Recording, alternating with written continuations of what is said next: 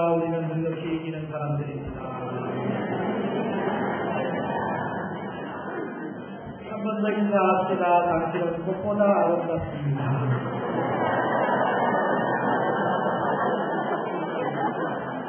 참 좋은 계절이에요. 꽃이 이렇게 피는 걸 보니까 얼마나 마음도 환하게 열리는지 참 좋은 예배를 주신 하나님께 감사합니다. 오늘 설교의 제목을 얘기해 주신 은혜의 선물이라고 이렇게 말씀을 하는데요. 그 선물 좋아하시나요? 좋아하신가 보네요. 선물은 주는 사람도 행복하고 받는 사람도 행복하고, 그래서 지난 주간에도 한 분하고 이렇게 식사를 하면서 이렇게 대화를 나누는 것이 또 저한테는 선물이고, 또 멀리서 오신 또 목사님 가정은 제가 식사를 하고 선물 드리고 그래서 행복하고, 저는 제가 이제 어른들에 비하면 아직도 참 어린들, 원래 20년이 됐다고 우리 애들이 케이크를 하나 사가지고 선물이라고 들고 올 때 물론 볼펜 한다긴 한데 선물 주기가 좋더라고요. 저도 이제 제 아내한테 뭐 선물을 하나, 저는 초기에는 이제 장미 한 송이 1주년에, 2주년에는 2송이, 3주년에는 3송이. 그래 가다 보니까 너무 힘들어요. 중간에 그만 끊었는데 이번에는 20주년 그냥 기다려보면 아무래도 구안이 들어오지 않았거든요. 장미를 20송이를 사야지 하고 꽃가게에 들어가서 장미 얼마입니까 그랬더니 한 송이 2,000원 한대요. 와, 너무 커. 그래서 아니 안 되겠다. 그러면 한 송이를 10년 해가지고 2송이.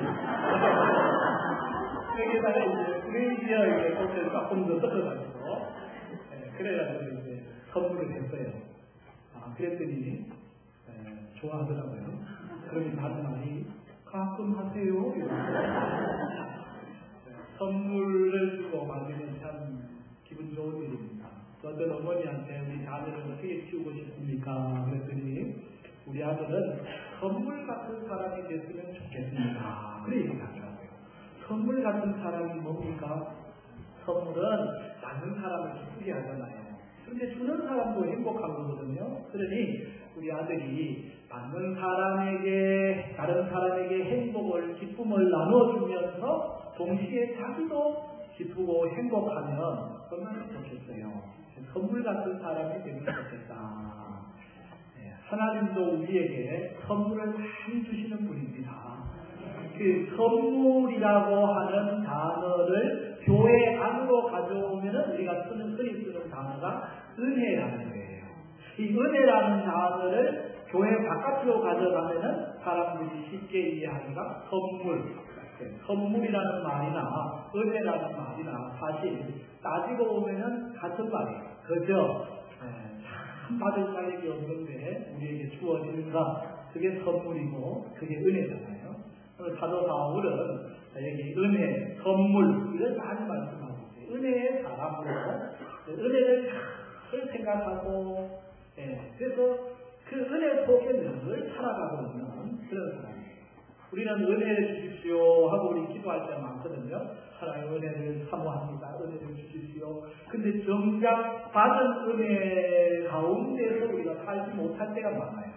은혜를 받기는 원하지만은 은혜 가운데 사는 것은 잘 못하는데, 사도 바울은 은혜를 받기도 했지만은 그 은혜 속에서 살아가고 있음을 날마다 고백하고 기뻐하고 즐거워하고 행복해하고 할렐루야 찬양하고 그런 삶을 살아가요. 오늘 여기 본문에도 이 은혜와 선물이라는 단어가 교차되어 나오는데 에베소서에 특히 그렇게 많이 나오더라고요. 우리가 에베소 2장의 말씀을 보면은 이 구원도 하나님의 은혜요 선물이다. 그죠? 에베소 2장 8절 9절 말씀이죠. 너희는 그 은혜에 의하여 믿음으로 말미암아 구원을 받았으니 이것은 너희에게서 난 것이 아니요 뭐예요? 하나님의 선물이라. 행위에서 난 것이 아니니 이는 누구도 바람치 못하게 하려 합니다. 말씀하거든요. 오늘 본문 7절 말씀에도 이 은혜와 선물이라는 말을 하고 있어요. 이 복음을 위하여 그의 능력이 역사하시는 대로 내게 주신 하나님의 은혜의 선물을 따라, 내게 주신 하나님의 은혜의 선물을 따라. 오늘 설교 제목이 여기서 나온 거예요. 내가 일꾼이었노라, 그렇게 말합니다. 4장에도 보면은 이 은혜와 선물이라는 단어가 나와요. 우리 각 사람에게 그리스도의 선물의 분량대로 은혜를 주셨으니, 그러므로 이르기를 그가 위로 올라가실 때에 사로잡혔던 자들을 사로잡으시고 사람들에게 뭘 주셨다? 선물을 주셨다. 하나님이 우리에게 선물, 은혜를 주셨다. 그걸 말씀하고 있거든요. 우리가 여러분 믿음 얻고 구원받고 신앙생활 하는 거 가만히 따져보면은 돈 주고 산 거 아니잖아요. 전부 공짜로 거저 값없이 누구에게나 주어진 은혜요 선물입니다. 복음이 선물입니다. 구원이 선물입니다. 믿음이 선물입니다. 우리가 하나님의 은혜를 받고 우리가 사명을 수행하는 그 사명도 선물입니다. 직분도 선물이고, 하나님이 우리에게 주신 선물들을 가만히 생각하면 할렐루야, 은혜가 많습니다, 큽니다, 그 고백을 우리가 늘 하게 됩니다. 사도 바울은 이 놀라운 은혜와 선물을 간증하고 있는 거예요. 바울이 경험한 은혜와 선물의 큰 중심에 뭐가 있느냐? 예수 그리스도. 예수 그리스도야말로 하나님이 우리에게 주신 가장 귀한 선물이라고 하는 사실을 고백하기를 바랍니다. 예수님 때문에 우리의 죄가 사함을 받고, 예수님 때문에 우리가 구원함을 받고, 예수님 때문에 우리가 하나님과 하나 되고, 예수님 때문에 우리가 생명 얻고, 예수님 때문에 소망 갖게 되고, 예수님이 우리에게 주신 하나님의 얼마나 큰 선물인지, 저는 예수님을 이렇게 묵상하다가 수상적인 하나님이 구체적으로 우리 속에 들어오는 그런 체험을 하는 겁니다. 예수님의 이 땅 위에서 행하신 일들, 말씀들, 사역들, 고치시고 회복시키시고 죽으시고 부활하시고 그 모든 과정을 이렇게 보다 보니까 하나님이 어떤 분인지, 하나님이 우리에게 예수님을 보내주셔서 감사합니다. 예수님 때문에 우리가 하나님의 은혜의 깊이를 더 많이 알게 되는 거죠. 사실 사도 바울이 처음부터 이 예수님을 통해서 하나님을 알게 되느냐? 아니요, 몰랐어요. 잘 몰랐어요. 내가 뭐 교회를 다녀야 되나? 내가 신앙을 가져야 되나? 내가 예수를 믿어야 되나? 몰랐어요. 왜 그런 거 하니까 사실은 어떤 의미에서는 요거는 감추어져 있던 것이거든요. 그런데 그 감추어졌던 것이 사도 바울 앞에 열려지게 된 거예요. 깨닫게 된 거예요. 계시가 된 거예요. 그래서 그가 깨닫게 되어 예수님을 발견하게 된 거죠. 예수님을 여기 두 가지 용어로 설명하고 있는데, 비밀이라고 하는 용어하고 계시라고 하는 용어예요. 비밀이라고 하는 말과 계시는 사실은 서로 상반되잖아요. 비밀은 이렇게 감추어져 있는 것이고, 계시라고 하는 것은 완전히 열려져 있는 거거든요. 예수님은 누구시냐? 하나님의 비밀. 하나님의 비밀이에요. 그런데 그 비밀이 계속 감추어져 있느냐? 그렇지 않다는 거예요. 계시, 열려졌다. 계시된 비밀이 바로 예수님이고, 그 예수님을 우리가 깨닫게 되었을 때 그 은혜의 감격은 놀랍다고 하는, 여러분 오늘 3절 4절에 그렇게 표현하고 있죠. 곧 계시로 내게 비밀을 알게 하시는 것은, 계시로 내게 비밀을 알게 하시는 것은 제가 먼저 간단히 기록한 것 같으니 그것을 읽으면 내가 그리스도의 비밀을 깨달은 것을 너희가 알 수 있으리라. 비밀을 깨닫는 은혜가 있기를 바랍니다. 9절 말씀에도 그렇게 표현합니다. 영원부터 만물을 창조하신 하나님 속에 감추어졌던 비밀의 경륜이 어떠한 것을 드러내게 하려 하십니다. 아멘. 여러분이 비밀을 알게 되면 얼마나 신나는 일인가요? 우리가 여기 비밀 얘기할 때는 보통 우리는 이런 의미로 써요. 야, 이거 비밀이야. 아무한테 얘기하면 안 돼. 그런 의미로 비밀을 많이 쓰는데, 오늘 여기에서 비밀이라고 하는 것은 신비롭다는 겁니다. 놀랍다는 겁니다. 정의롭다는 겁니다. 영어로 얘기하면 미스테리하다는 거예요. 와, 이건 뭐 어떻게 사람의 머리로 이런 생각을 할 수 없어요. 어떻게 하나님이 예수님을 여기에 보내주는가 하지? 어떻게 하나님이 그 예수님을 십자가 위에서 죽으심으로 그 보혈을 통해서 온 인류를 구원하실 생각을 하셨지? 어떻게 하나님이 그 예수님을 다시 3일 만에 부활하게 하셔서 우리로 생명의 구원을 얻게 하셨지? 어떻게 하나님이 그 예수님을 통해서 나를 깨닫게 하시고 부르시고 오늘 사도로 세우셨지? 아무리 생각해도 신비하고 놀랍고 감사합니다. 그 감격을 노래하고 이 비밀이 계시된 거, 거기에 하나님의 경륜이 있다고 하는 거. 경륜이라고 하는 말은 헬라어로는 오이코노미안이라고 되어 있는데, 이 오이코노미안은 오이코노스에서 집이라고 하는, 집은 기둥이 세워지고 석가래가 있고 거기에 벽이 있고 창이 있고 누군가의 계획에 의해서 설계에 의해서 차례대로 지어지는 게 집이잖아요. 마찬가지로 이 하나님의 은혜의 선물의 경륜, 하나님이 이렇게 차근 역사하신 거, 내 삶 가운데 역사하신 거 가만히 생각해보면 할렐루야 감사합니다. 노래될 수밖에 없다고 하면 이 오늘 사도 바울의 간증이 오늘 말씀 속에 뭐 여러분이나 저나 마찬가지고 저도 저 시골 깡촌에 우리 강릉도 다녀오시고 아이고 우리 목사님 목사가 이렇게 시골에 있다가 야 참 대단하다 하나님 은혜가 크다 저도 그렇게 생각합니다. 야 이건 부족한 사람을 하나님이 은혜 주셔가지고 오늘 여기 서 있다고 하는 것 자체가 자다께서도 할렐루야 자다가 꿈속에도 할렐루야 감사 그 고백밖에 없습니다. 여러분 이 하나님의 비밀 예수 그리스도의 은혜를 내게 주신 하나님의 선물을 깨달으면은 나를 어떻게 생각하느냐? 나의 정체성은 은혜로밖에 표현이 안 됩니다. 나의 나됨이라고 하는 것은 전부 하나님의 은혜. 내가 오늘 여기 서 있는 것도 하나님의 은혜요. 내게 이 일을 맡기신 것도 하나님의 은혜요. 내가 지금 무엇을 하든지 그것이 다 은혜가 나의 정체성이 은혜로 소개되는 거죠. 그래서 사도 바울은 은혜가 툭 치면 은혜가 나와. 나는 다른 거 없습니다. 하나님의 은혜밖에 자랑할 게 없습니다. 하나님 내게 주신 선물, 이 은혜의 선물밖에 나는 할 말이 없습니다. 그 사도 바울의 고백이거든요. 오늘 2절 말씀에 같이 한번 읽어볼까요? 시작. 너희를 위하여 내게 주신 하나님의 그 은혜의 영광을 너희가 들었을 것이다. 에베소 교회 성도들에게 여러분 아시죠? 제가 어떤 은혜를 받았는지 여러분 아시잖아요. 제가 하나님 모르는 사람이었습니다. 예수님 모르는 사람이었습니다. 예수님 믿는 사람들 잡아다가 옥에 가두던 사람이었습니다. 다음에 그때도 내가 제사장으로부터 문서 받아가지고 예수 믿는 사람 잡으러 가는 길에 그 도상에서 예수님을 만나게 되고 예수님을 알게 되면서 내가 이런 놀라운 은혜를 경험하게 된 거 아닙니까? 여러분 다 들어서 알고 있지 않습니까? 내게 주신 하나님의 그 은혜의 경륜이라고 하는 고백을 여기 하고 있는 것이죠.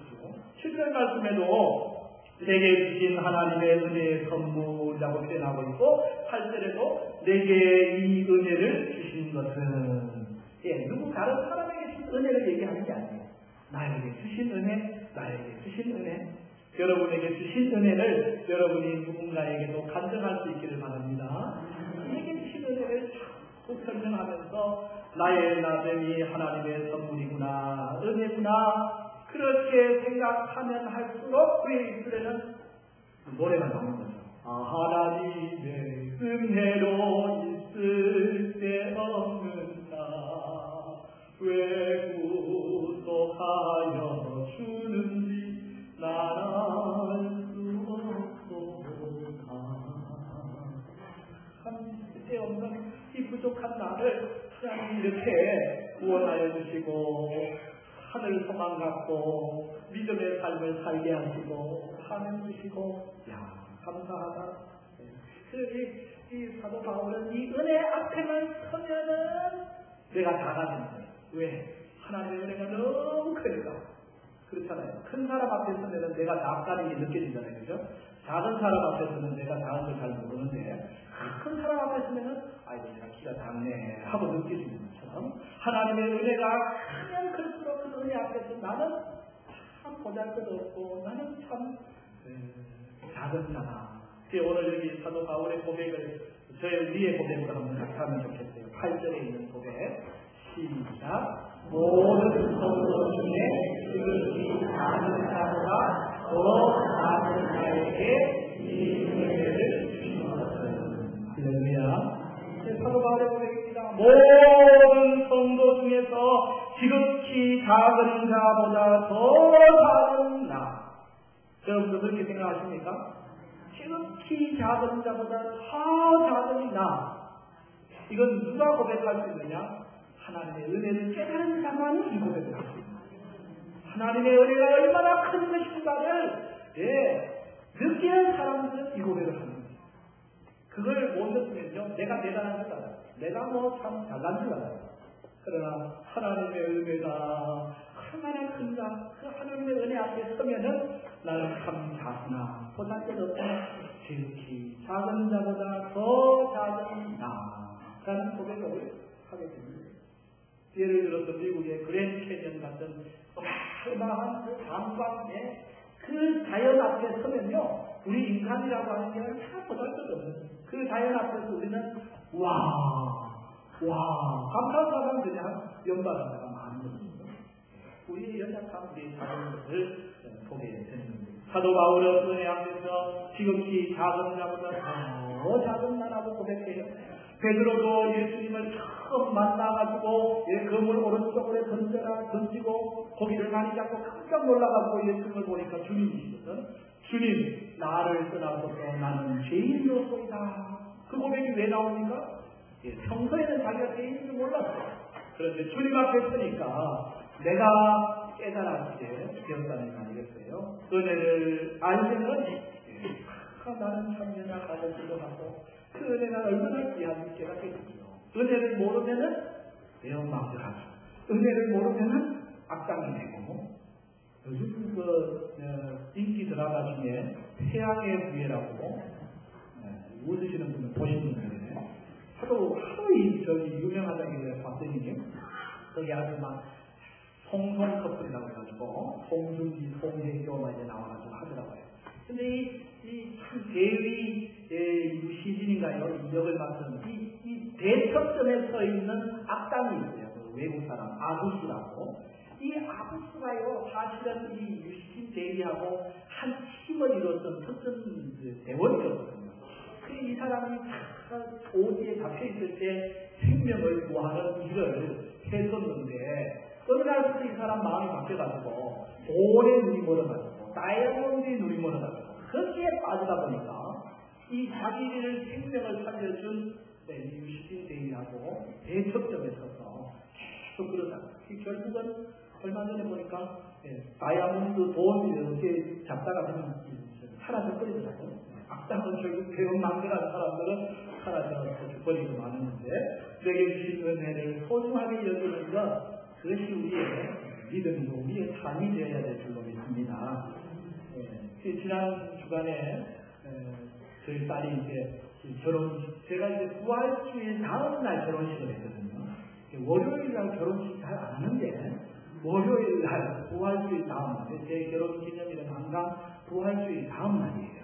날짜는 잘 몰라요. 부활주일 지나면 그 다음 월요일이 결혼 기념일. 제 결혼 기념일이라고 딸들이 많은 종이에다가 그걸 이렇게 써서 편지처럼 보내왔더라고요. 그 내용을 읽어보니까 이런 내용이에요. 엄마 아빠 결혼 20주년을 정말 축하해요. 엄마 아빠 덕분에 세상에 태어나고 늘 행복하게 지낼 수 있음에 감사해요. 항상 사랑해주고 칭찬해주고 누구보다 아껴줘서 정말 감사하고 엄마 아빠가 내 부모님인 것만큼 큰 축복은 없을 것 같아요. 다들 이렇게 얘기하죠. 나는 기도할 때 늘 이런 가정에 보내주셔서 엄마 아빠를 만나고 사랑받고 튼튼하고 뿌리 깊은 기독교 집안에 태어난 것을 늘 감사해요. 늘 사랑해주셔서 말로 다 할 수 없을 만큼 Thank you, I love you, 아멘. 근데 제가 이렇게 가슴 뭉클한 건 뭐냐면 믿음의 가정, 튼튼하고 뿌리 깊은 기독교 집안에 태어난 것을 감사한다. 왜냐? 자기도 학교 생활해 보니까 친구들 보거든요. 친구들 보면 왜 저럴까? 야, 신앙이 있는 집과 신앙이 없는 집이 저렇게 다르구나 하는 것을 자기도 느끼면서 아하, 하나님 나로 이 믿음의 가정에서 자라게 있다고 하는 것이 얼마나 큰 축복인지 그 은혜를 조금 알아가고 있는 것이 참 귀하고 감사하더라고요. 여러분, 사도 바울은 이 십자가 놀라운 구원의 은혜를 늘 생각합니다. 늘 감사합니다. 그 은혜 속에서 할렐루야, 나의 나됨은 하나님의 은혜입니다. 나의 정체성을 은혜로 표현하고 있는 거죠. 그러다 보니까 그가 하고 있는 사역, 삶 또한 은혜로 이해가 되는 겁니다. 은혜로 인해서 사명을 수행하는 거예요. 사명을 발견하는 것도 은혜요, 사명을 행하는 것도 은혜요. 다 은혜예요. 누군가 저에게 물어요. 목사님, 목회가 힘드시지 않으십니까? 예, 저의 대답은 늘 한결같습니다. 다 은혜로 하는 겁니다. 제가 제 지혜가 있습니까? 잘났습니까? 제가 스스로 나를 볼 때도 아이고 이놈아 할 때가 많은데 그게 내가 하는 게 아니고 하나님의 은혜로 하는 거죠. 앞으로도 하나님의 은혜 아니면 나는 아무것도 할 수 없는 사람입니다. 하나님 은혜 주셔서 감사하고 하나님 은혜 주실 것으로 인해 또한 감사합니다. 우리의 사명을 감당하는 거 은혜 아닌 것은 불가능합니다. 사도 바울이 생각해보니까 자기가 이방인의 사도가 됐거든요. 이건 상상도 못할 일이에요. 왜? 자기 유대인 중에 유대인이고 바리새인 중에 바리새인이고 유대인 아닌 이방 사람들은 천국에 그냥 불꽃이게 가는지 저 사람들은 구원받을 사람 아니다라고 생각했던 자기 고정관념이 꽉 차있었던 사람인데 어느 날 보니까 내가 이방인들을 위해서 복음을 전하고 있거든요. 하나님께서 이방인들에게도 구원을 주셨다. 이방인들도 다 하나님의 자녀가 될 수 있다. 이방인에게 예수 그리스도의 십자가 구원을 전하고 있는 자기를 보니까 이건 도저히 상상 못했던 일이에요. 뭐로 가능한 거예요? 하나님의 은혜 때문에. 하나님의 은혜 때문에 내가 이 사명을 받았고 하나님의 은혜 때문에 오늘 이 사명을 내가 감당하고 있다. 그 고백이죠. 그게 오늘 7절 고백 아니에요? 7절 고백 같이 읽어보겠습니다. 이 복음을 위하여 그의 능력이 역사하시는 대로 내게 주신 은혜의 선물을 따라 일꾼이 되었다. 내가 일꾼된 것, 사명받은 것, 그것은 하나님의 은혜의 선물 때문이었다라고 하는 고백이에요.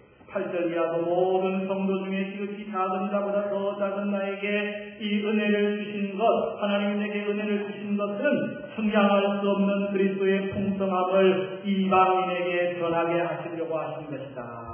영원부터 만물을 창조하신 하나님 속에 감추어졌던 비밀의 경륜이 어떠한 것을 드러내게 하려 하십니다. 하나님의 은혜를 내가 누리고 그것을 전하는 것, 이것이 나의 사명이 되었다는 거잖아요. 여러분, 사명이 없으면 정말 피곤합니다. 실증납니다. 답답합니다. 사명은 해야 될 일이거든요. 해야 될 일이 없이 오늘 나 뭐하지? 그러면 참 허무한 생각이 들어요. 그런데 사명은 언제 발견하느냐? 내가 누구인지를 깨닫게 됐을 때 내가 해야 될 사명을 발견합니다. 내가 누구인지를 언제 깨닫습니까?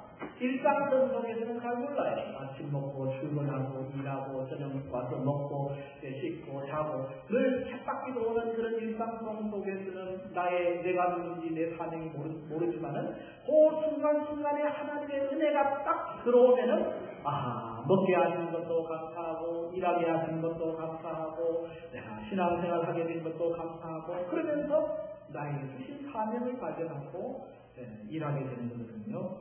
사도 바울은 하나님의 은혜로 말미암아 일어서게 되었습니다. 하나님께서 바울을 세워 이방 땅으로 가게 하신 것이 은혜예요. 은혜는 바울을 세워 이방으로 가서 복음을 전하게 하고, 은혜는 베드로로 하여금 산에 들인 공의 앞에서도 복음을 담대히 전하게 하고, 은혜는 언더우드 아펜셀라로 하여금 이 먼 한국 땅까지 와서 복음을 전하게 하고, 은혜는 우리 여기도 장군 시켜가지고 여기 정천에 동산에 교회를 세우게 하고, 은혜는 우리 우리 원로 목사님을 일으켜가지고 한국교회를 섬기게 하고, 은혜는 우리로 하여금 오늘도 이웃들에게 그리스도의 복음을 전하게 하는 사명을 주고, 할렐루야. 은혜 아니고는 설명할 수 없어요. 은혜로 오늘 우리가 하나님의 사명과 일을 감당하는 것입니다. 여러분이 서 있는 자리, 하나님이 은혜로 세운 자리, 그곳에서 여러분의 사명을 잘 감당할 수 있기를 바랍니다. 뭐로? 은혜로. 하나님 내게 주신 은혜로 이 사명 감당하게 하여 주옵소서. 그럴 때 그 사명 감당하다가 힘들 때도 있어요. 어려울 때도 있어요. 그러나 그것이 힘들지 않아요. 고난을 오히려 영광으로 생각하고 승리할 수 있는 것, 은혜 때문입니다. 은혜는 고난도 영광으로 바꾸는 힘이 되는 거거든요. 사도 바울이 지금 어떤 상태입니까? 감옥에 갇힌 상태예요. 감옥에 갇힌 상태가 오늘 본문의 이야기거든요. 1절 말씀에 이렇게 되어 있잖아요. 이름도 그리스도 예수의 일로 너희 이방인을 위하여 갇힌 자 된 나 바울이 말하거니와. 예수 그리스도의 복음을 전하다가 갇혀 있습니다. 갇혀 있는 것은 다 우리를 힘들게 하는 겁니다. 우울하게 하는 겁니다. 고난을 좋아할 사람이 아무도 없습니다. 그런데 고난에도 이유가 있으면요, 살아요. 고난에도 이유가 있으면 두렵지 않고 용기가 생겨요. 고난을 받는데 내가 어쩌다가 될 수 없이 이렇게 고난을 받나 하면 억울하고 분하고 힘듭니다. 그러나 사도 바울은 내가 오늘 갇히게 된 것, 내가 고난받는 것, 그것은 하나님의 은혜로 사명을 수행하다가 받는 것이니 나는 할렐루야 감사합니다. 이것은 나에게도 영광이지만 여러분에게도 영광이 되는 겁니다. 걱정하지 마세요. 낙심하지 마세요. 고난받는 것을 오히려 즐거워하고 있어요. 13절 오늘 마지막 때 같이 읽어요. 시작. 그러므로 너희에게 구하노니 너희를 위한 나의 여러 환난에 대하여 낙심하지 말라. 이는 너희의 영광입니다. 내가 환난받는 것, 내가 고난당하는 것, 내가 갇혀있는 것, 그걸로 인해서 낙심할 필요 없어요. 나는 즐겁습니다. 나는 기쁩니다. 내가 주님을 위해서 은혜로 이 고난당하고 있다고 하는 것이 행복합니다. 그러니 여러분도 영광스럽게 생각하시기 바랍니다. 이것은 여러분의 영광입니다. 나의 영광일 뿐만 아니라 여러분에게도 영광이라는 거예요. 하나님의 선물인 구원은 값없이 준 것이긴 맞지만은, 그러나 그것이 값싼 것이냐? 그렇지 않아요. 값이 없다고 값싼 게 아니에요. 진짜 값비싼 것입니다. 오늘 우리가 이 하나님의 은혜의 구원의 복음을 듣기까지는 수많은 사람의 고난이 있었습니다. 어려움이 있었습니다. 순교가 있었습니다. 죽음이 있었습니다. 그러니 내가 받은 이 구원의 은총은 얼마나 귀한 것인지. 사도 바울의 고난은 에베소 성도들에게 영광이 된 것처럼 오늘 믿음의 선진들이 당했던 고난은 오늘 우리에게는 놀라운 영광이 되고 있다고 하는 사실이거든요. 주님을 위한 고난, 그것이 오늘 우리의 기쁨이 되는 사실을 기억하고 살아가기를 축복합니다. 내게 주신 은혜, 평양 산정현 교회에서 여전히 사님으로 계셨던 백인 전도사님 이야기가 있습니다. 34살의 서녀 전도사님인데 평양신학교 졸업하고 일본 요코하마 여자신학교 졸업하고 주기철 목사님 심호하실 때 같이 있으면서 주 목사님이 요즘 일사가고라고 하는 영화가 개봉이 되었는데 신학 3대 거부하면서 옥고를 치를 때에 이 백일수 전도사님도 옥고를 치르게 됐어요. 이 선교사님과 이 주기철 목사님이 순교할 때 자기는 순교를 못하는 것에 대한 늘 안타까움이 있었거든요. 그리고 해방이 됐습니다. 공산치하가 됐습니다. 공산주의자들이 교회를 얼마나 박해하는지 거기에 믿음을 지키다가 이분이 결국은 순교하게 돼요. 그 순교하기 전에 써놓은 글이 이글입니다. 주님, 전에는 철이 없어 은혜가 시련보다 좋은 것으로 생각했고 또 시련이 없어지기를 기도했습니다. 그러나 이제야 깨달았습니다. 은혜만이 축복이 아니라 시련도 축복이라는 것을. 시련에서 받은 은혜 한없이 귀하고 시련보다 보배로운 것이 없다는 것을 은혜와 시련 이 둘은 마음대로 오가지 못하고 주님이 축복하고 교육할 때 찾아옵니다. 당신은 감당하지 못할 은혜도 감당하지 못할 시련도 주시지 않습니다. 바라옵기는 어떠한 경우에라도 주님만 찬송하게 하소서, 주님만 감사하게 하소서. 한반도에 새겨진 십자가의 길 순교자 제가 50명의 이야기가 담겨있는 이 책에 백일숙 전도사님의 이 이야기가 실렸습니다. 내가 지금 고난당하고 내가 지금 어려움 당하지만은 하나님이 내게 주신 은혜 생각하면은 그건 아무것도 아니고 오히려 영광입니다. 영광입니다. 영광입니다. 사도 바울은 이 은혜라고 하는 안경을 늘 쓰고 자기를 보는 거예요. 그러니 나는 은혜 아니면 전쟁이 아닙니다. 지금 내가 하고 있는 일도 은혜라고 하는 안경을 쓰고 보니까 은혜 때문에 내가 이 산을 받았고 은혜로 이 산을 감당하고 있다. 내가 지금 당하는 고난도 은혜라는 안경을 쓰고 보니까 할렐루야 영광입니다 고백하고 있는 거거든요. 여러분 안에 이 은혜의 안경이 오늘도 쓰여지기를 바랍니다. 그래서 여러분 자신을 정의할 때 은혜로 나의 나됨을 정의할 수 있기를 축복합니다. 은혜로 우리의 사명을 수행할 수 있기를 바랍니다. 은혜로 고난도 감사할 수 있기를 바랍니다. 은혜가 우리 안에 있으면 감사하고 그 은혜가 나를 일어서게 하고 그 은혜가 나로 일하게 하고 그 은혜가 나로 어떤 상황 고난 가운데서도 이기게 하거든요. 은혜 속에 살고 은혜를 나누는 내게 주신 하나님의 은혜의 선물 그것으로 인하여 늘 감사 감격하는 저와 여러분 되기를 축복합니다.